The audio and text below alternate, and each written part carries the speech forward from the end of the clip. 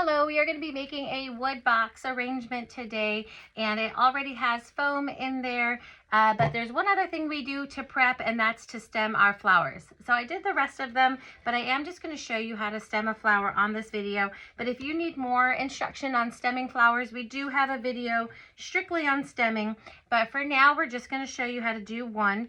We're going to put hot glue on the back of our flower. And we're going to take our wire that's in our kit and we're just going to put it right down in that blob of glue. We don't want to push too hard or too fast because we don't want it coming out the other end and pricking us or burning us. So we're just going to get it kind of in the center so that it's nice and stuck in there, but not all the way through. Let that glue dry before you start to work with your flowers. But I do have all of my flowers here ready to go on stems, but we need to do our box part first with all of our greenery.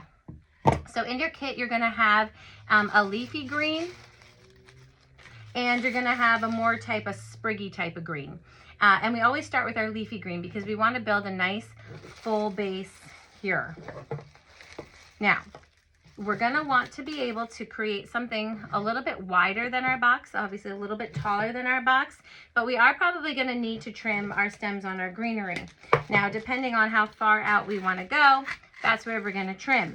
Now, I do like some of them to hang a little bit over the edge and some of them to be a little bit tall. I do like my boxes a little bit more wild and rustic, so I don't kind of do it neat. I just try to fill up all of the gap here in my box. So as I'm going to trim, I'm just going to place it right down in the foam.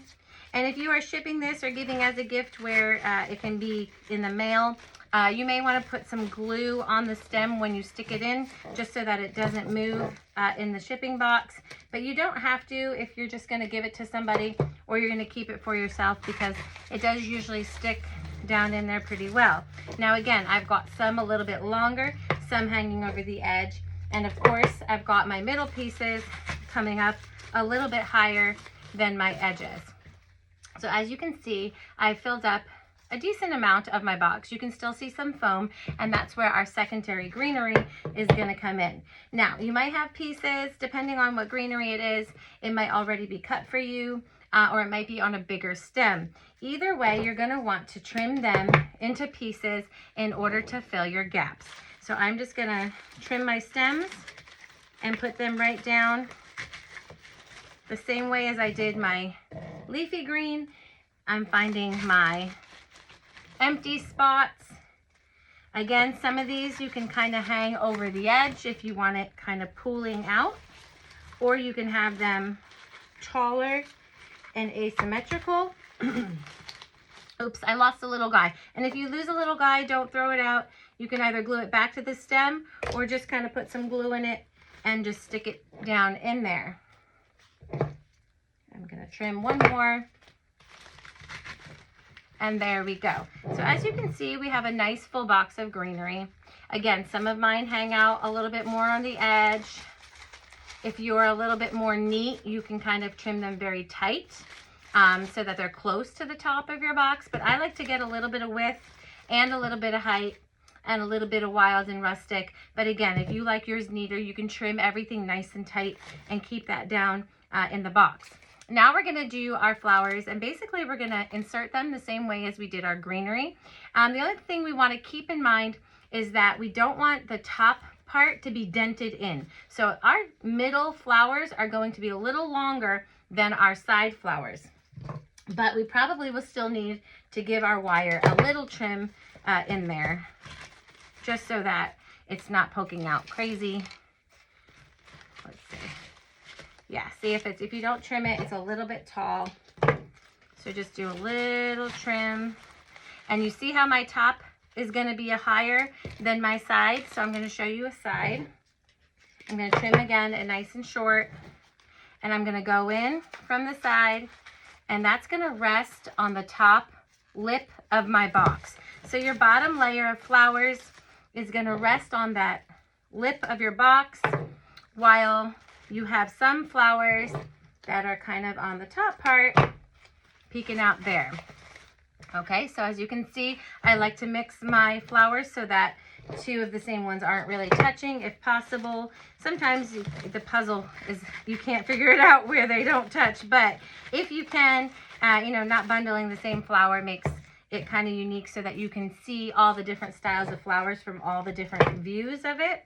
Because these boxes are good for centerpieces, so you can see, you know, 360. So you'll want to have kind of all of your different flowers in all the different places so you can see them all from all the different angles.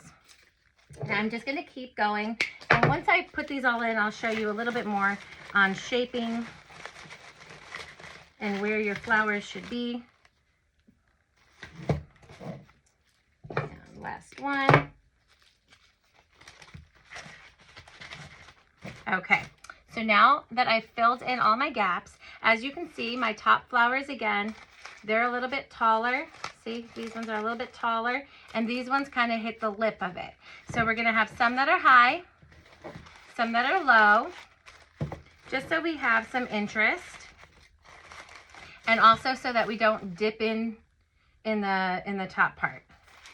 We want to make sure that the outer flowers are closer to the lip of the box, and the center flowers are up a little taller, kind of leveled up just a little bit so that it gives you the height, it matches the greenery, and still you've got no gaps down here because you don't want to see a bunch of greenery stems. You do want flowers that touch that lip, but you also want some of that bulk on the top to be a little taller as well. So you've got more of like a dome kind of shape, but your greenery is giving it a little more interest with how it's set up. Now you have some other kinds of fillers in it. If you check out our website, lovesoloflowers.com, you will see that we have lots of different kinds of fillers. Your kit will come with one of them, and if you'd like to add any more, you can always add on by buying other fillers and adding them. But your kit will have a complete set of things that fill your box. It's nice and full. It's got lots of different textures. And I'm just taking bundles. This kit here has baby's breath in it, so I'm making my little bundles. I'm putting glue at the bottom of the bundles, and I'm just spinning my box round and round to fill in any extra gaps that I have. Okay. Again, a little glue at the back. Make sure I don't burn myself. And I'm just gonna put it in there. Okay. Again, I don't really have a rhyme or reason where I put it, except we just want to fill any holes, any gaps, and make sure that all of our pieces are kind of distributed in all the different sides. Again, when you have something that could be a centerpiece where you're going to see, you know, all the way around it, 360, you definitely want to make sure that there's no sides that are missing something. So you're going to want to make sure all of your sides get a little bit of your fillers as well.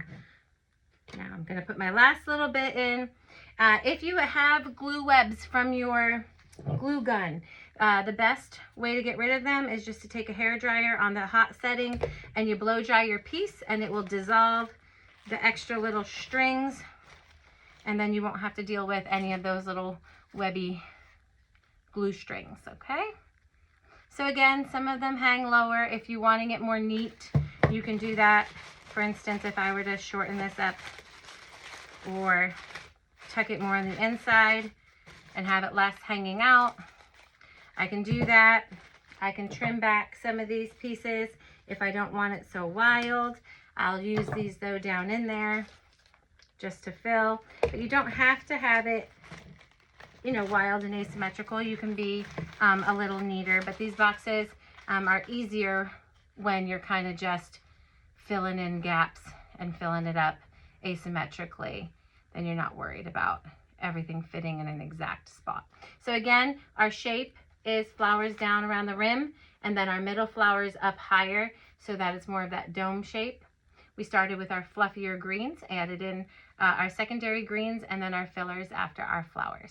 And that's it. You've got a fully formed, nice little box, good for centerpieces, side tables, coffee tables, your own table, and definitely good for things like teacher's gifts and all that kind of good stuff. So here we are with our box arrangement.